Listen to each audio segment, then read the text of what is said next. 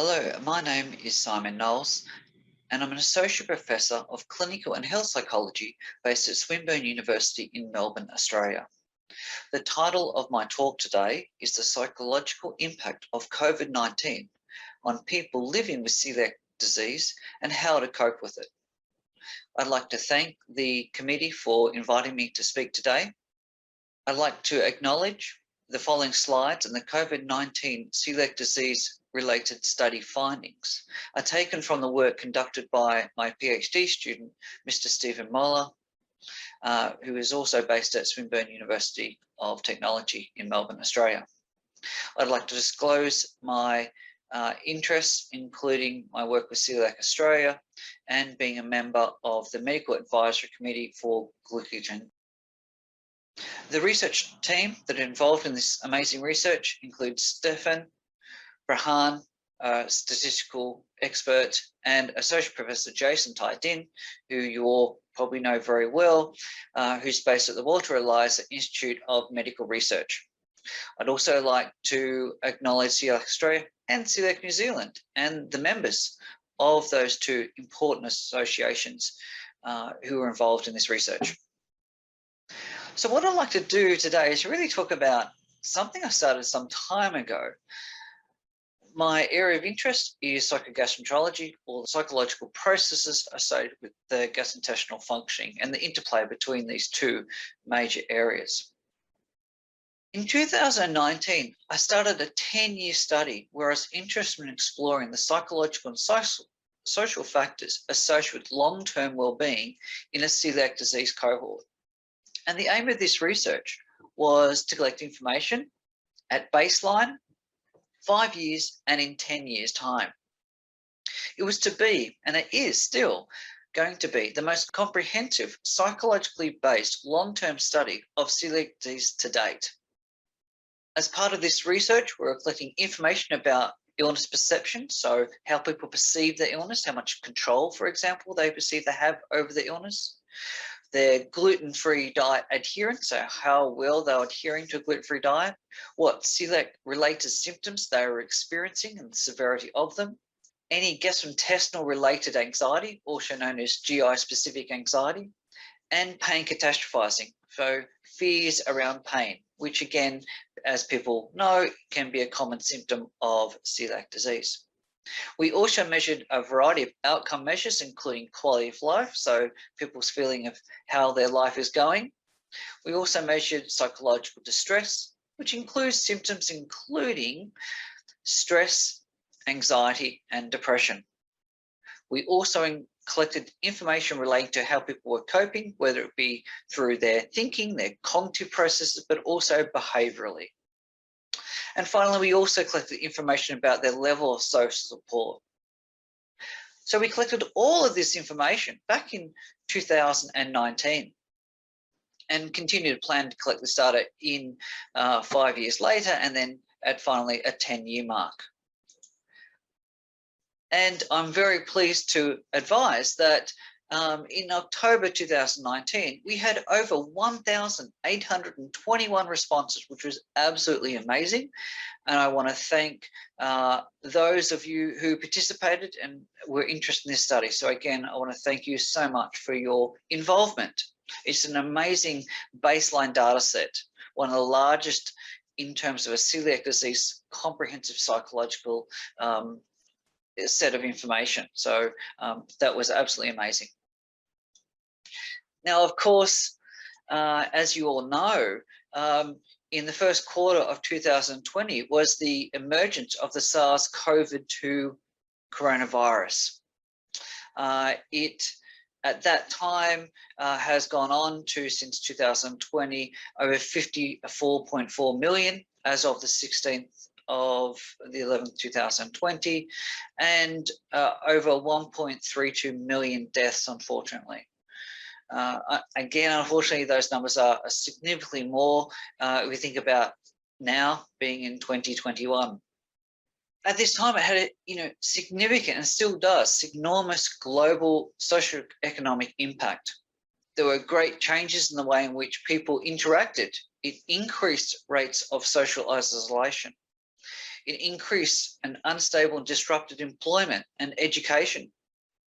Psychological hypervigilance and avoidance of affection, concern around friends and family were commonly and still are reported. While this was going on early in the pandemic, we really had limited knowledge regarding what the risk factors were and vulnerability. So these were all concerns that were playing out early in 2020. Because we collected such a wonderful large data set in 2019, it provided a great baseline in which to understand pre-pandemic rates of psychological well-being and the ways in which people perceived their illness and managed their illness. So what we did was we sent out an email to those people who completed the baseline study and asked if they would be willing to participate in a second study that really explored changes associated with living during the pandemic. So we administered a follow-up questionnaire via email, and the invitation was sent out in May 2020. And we had, again, an amazing, huge response, which again, we're very thankful for. More than a third of participants who completed our initial baseline study completed this COVID-19 follow-up study. And of the 674 participants, a good proportion of those, 14.1, came from New Zealand. So again, a thank you to those who participated. Of the 674, 77% were female and 72% identified as being moderately isolated. That is that they're engaging in social distancing and practices, only leaving their home for food or other necessities. So what I want to do now is provide you a brief overview of some of the findings we got from this collection time in May 2020. For many, accessing medical support was challenging. 41% identified issues arranging time to see a general practitioner. 36% identified issues with arranging appointments with gastroenterologists. And 50% identified issues trying to arrange an appointment with a non-gastroenterology medical specialist. So from these numbers, we can see that a good proportion of individuals who were living with celiac disease were finding it difficult to arrange time to connect with their medical practitioners, whether it be their general practitioner or their gastroenterologist or other specialists. And this obviously can have an impact upon their management of their condition. But there also were other challenges. What about gluten-free foods and access to medications, even toilet paper? What the participants told us was that 54% of them reported difficulty accessing gluten-free foods. And only 8% reported difficulties maintaining their gluten-free diet. So that, this is interesting.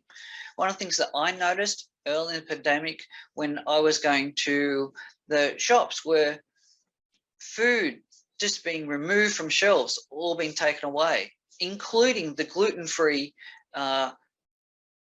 food, such as the gluten-free pasta, for example, was just removed. So accessing gluten-free food was difficult for the majority of people. However, again, only 8% identified difficulty maintaining their diet. So they had to modify their diet but to still maintain their diet without having access to some of the foods they would normally have access to. 21% issues accessing medication. So again, around a fifth of the cohort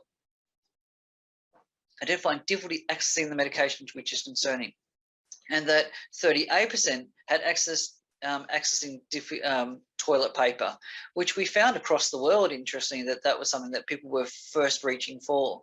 But unfortunately, for those who have gastrointestinal conditions, this can obviously be a concern because often they're using the toilet more often. So what about in-store and grocery shopping? Well, here is some qualitative feedback we got. There was a huge trouble accessing gluten-free food. I have difficulty getting foods easily. I went to 8 supermarkets over 3 days in the early stages when gluten-free food had vanished. It was not ideal. And so, there was a clear indication that not actually, non-gluten-free food was available, but gluten-free food was also not easily to be found. And as a result, it caused a lot of frustration and concern. In terms of other feedback, we got the online gluten-free orders took a week to deliver. Delivery service took 3 weeks for food to become actively available. And again, there had to be this quick checking for labels and reluctant to put online orders in. So again, there was pressure for people who would like to order online, but it was very difficult to read labels. So again, increasing the challenge for those living with celiac disease. There was also reluctance to seeking medical professionals for non-urgent reasons. So even though there was potentially a need to see a medical practitioner, people were avoiding so. And there were a number of reasons, as we identify here. I was about to have crowns at the dentist, but they've been closed, so there was access problems. But I didn't see a dentist because it was not an urgent appointment. So people were also actively avoiding because of either the dentist not being available or there was it wasn't an urgent appointment. There was also that, as we talked about, that competition for gluten-free products.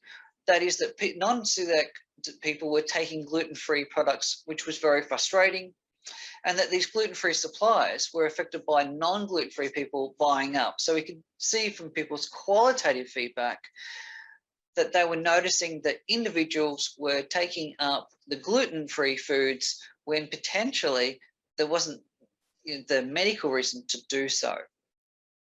We also saw people stacking up on their food, so fears of worries of being running out. So we can see here in the last quote that I stocked up on gluten-free foods in the weeks leading up to isolation. So again, there was this combination of less food being available, more people taking more food, and a result, a limiting of those food-related or gluten-free related resources. So what I want to do now is talk a little bit in terms of the impact from pre-pandemic to during pandemic, so May 2020. Now, what's interesting is that for many, quality of life improved during the pandemic.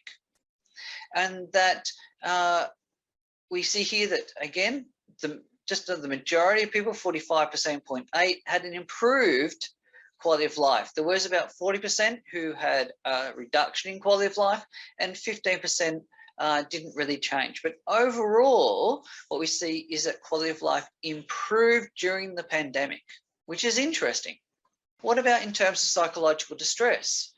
Well, again, here we see that a majority of people, so around 47.7%, of people identified that their psychological distress actually improved. In other words, their levels of depression went down, their anxiety went down, and the perception of stress also reduced. There were a proportion of around 40% of individuals where their psychological stress increased. However, overall, what we saw was that like quality of life, there was a positive improvement. In other words, in this case, reduced psychological distress. In terms of from a statistical viewpoint, what we see is that both quality of life and psychological stress were both significant.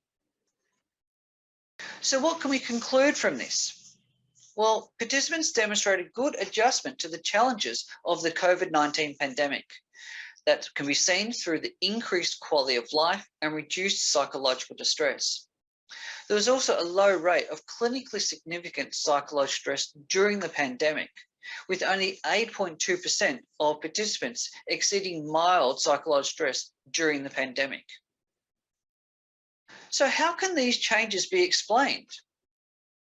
I think these results are interesting because prior to the study, I would have suggested that quality of life would significantly reduce and that psychological stress would significantly increase. And that's what we're finding generally in the community, but also within other GI-related conditions.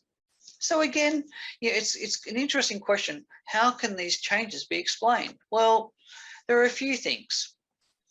Is it about an increased ability to maintain a gluten-free diet, to manage their symptoms? Is it a greater perception of control around the illness? So again, illness perceptions.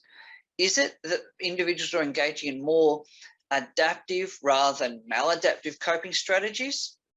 Is it that they have less gastrointestinal focused anxiety, or a reduction in pain catastrophizing, or an increase in social support? These are all potential factors that might help us explain why individuals during the time of the pandemic actually reported lower psychological distress and higher quality of life. So as I mentioned to you before, one of the factors we looked at was illness perceptions. So here are some sort of ideas about what that measured. It's included around a sense of control. So if I have no control over this, over my celiac disease, I'm likely to have poor illness perceptions. If I feel like it's going to really impact upon my health, again, that might be a negative perception. If I feel like it's going to continue forever, then it's more likely to have a negative illness perception. And if I start thinking that I understand my illness, so more knowledge I have around that, I'm more likely to have a protective or beneficial perception of my illness. So we measured illness perceptions. We also measured coping strategies. Now, these are an example of maladaptive or really usually identified as unhelpful coping strategies. So these can include more avoidant-based activities such as behavioural disengagement, giving up on things. It can be around denial, so trying to ignore what's going on. It can be more negative, directed towards myself, so that's self-blame. And it can also be associated with increased substance use, so drug, alcohol. There can also be another form of coping, which is more what we would class as adaptive coping. So it's around seeking out social support, putting more positive reframing around how much one can control, how I can look for something positive in my life, planning, problem solving, actively trying to resolve the problem rather than avoid it. These are sort of adaptive, helpful coping strategies. And then there's the gut-based anxiety, also known as visceral sensitivity or GI-specific anxiety. So examples of this include, no matter what I eat, I'll probably feel uncomfortable. If I get anxious when I go to a new restaurant, because I fear of developing abdominal discomfort, I seldom try new foods. So again, there's that anxiety around the gut. Higher anxiety around the gut, more likely to have increased psychological stress and lower quality of life. And then we have pain catastrophizing. So I have fears around pain. That's that focusing on pain, magnifying its perceived threat, and feeling helpless towards the pain one experiences. So you can ruminate over it. So I think I can't stop thinking about how much pain I'm in. That magnification that it's going to get worse. I'm not going to be able to do things like sleep, and that there's nothing I can do about it. It's that sense of helplessness. These can again reinforce distress and lower quality of life. So we've got a number of factors that might help us explain this change in quality of life. GI-specific anxiety, pain catastrophizing, gluten-free adherence, illness perceptions, the way in which people cope, the amount of social support people have, levels of psychological distress, and celiac symptoms themselves. So we looked at these to try to explain how they may explain this change in quality of life.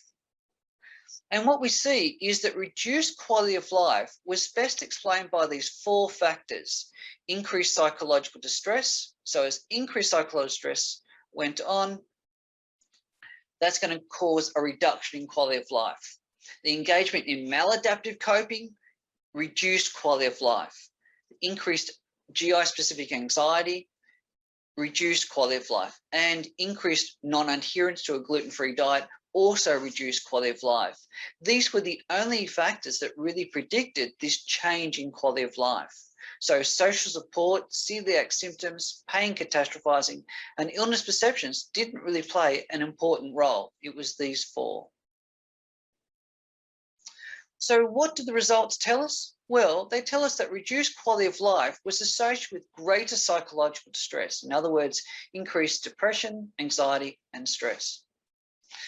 that maladaptive coping was a strong predictor of change to quality of life. So engagement in avoidance, focus around GI-specific anxiety, and reduced gluten-free adherence were all predictors of that change in quality of life.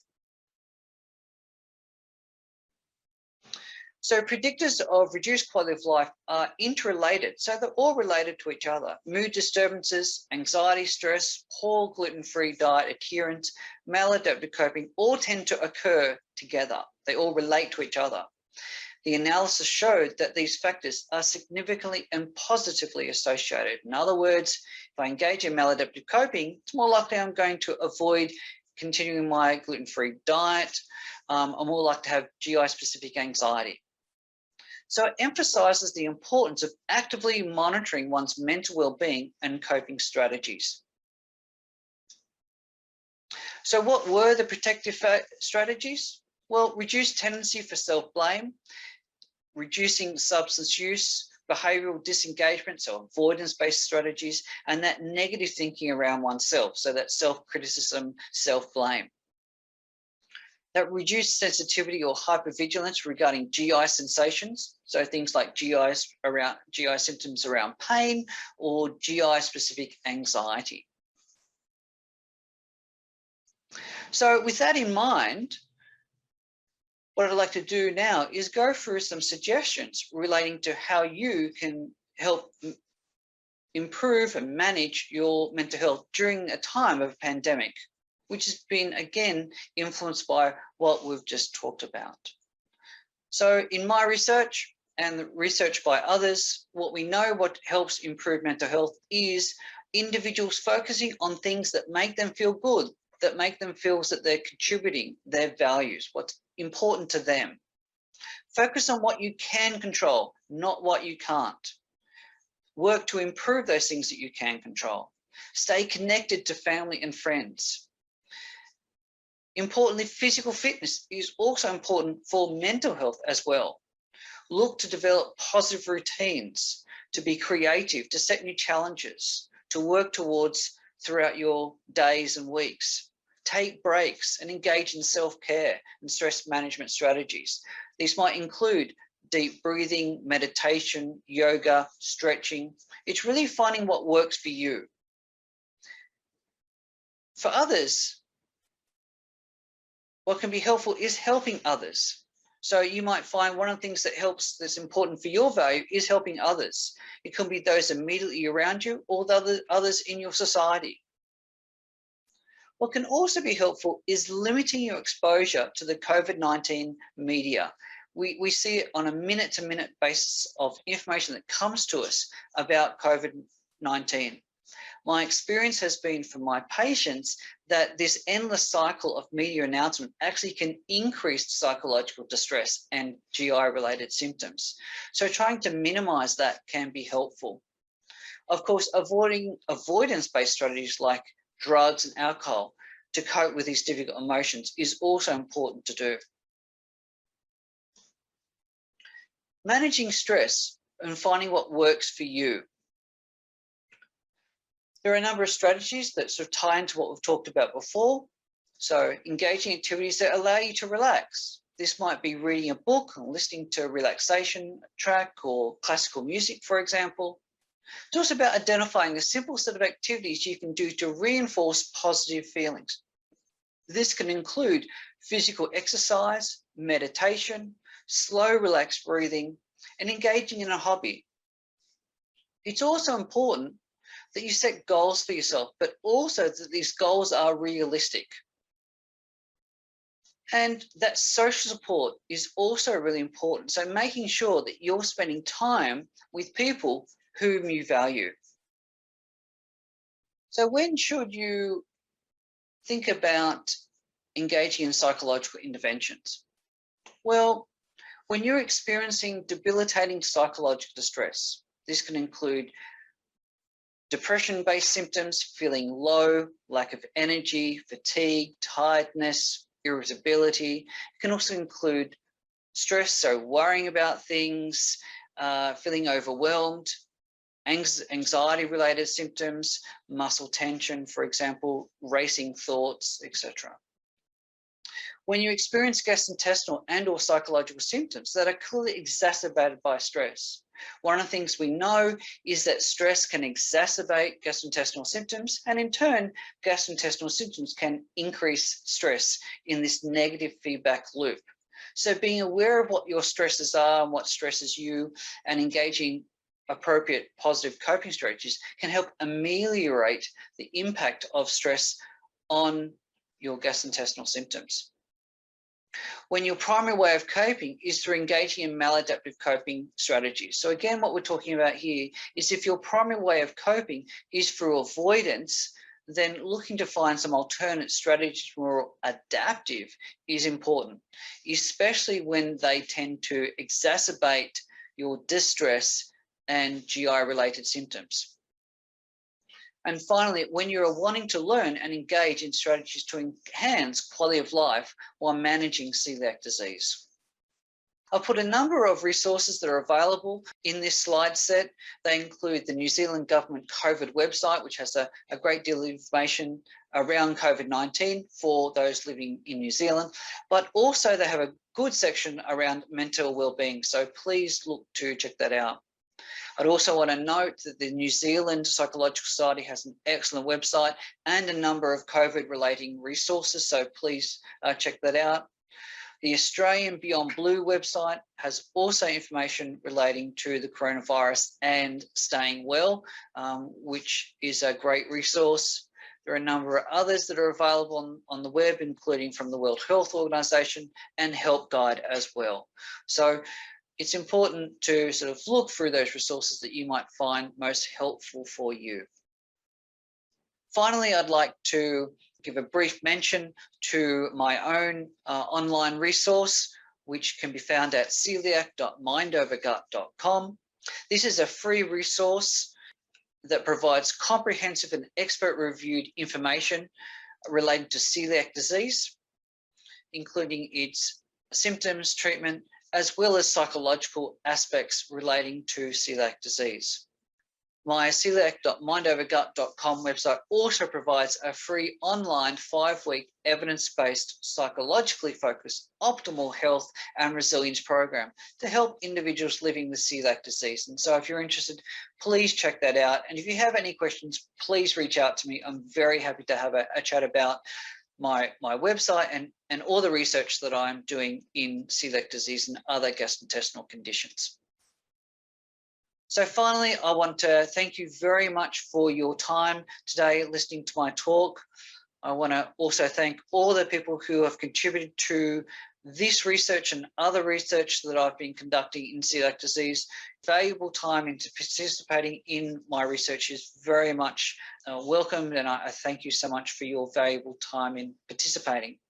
I'd like to thank Coeliac Australia and Coeliac New Zealand for their ongoing support of my research, and also finally Coeliac New Zealand for asking me to present here today. Thank you again, and I wish you well, and please reach out to me if you have any questions. Thank you.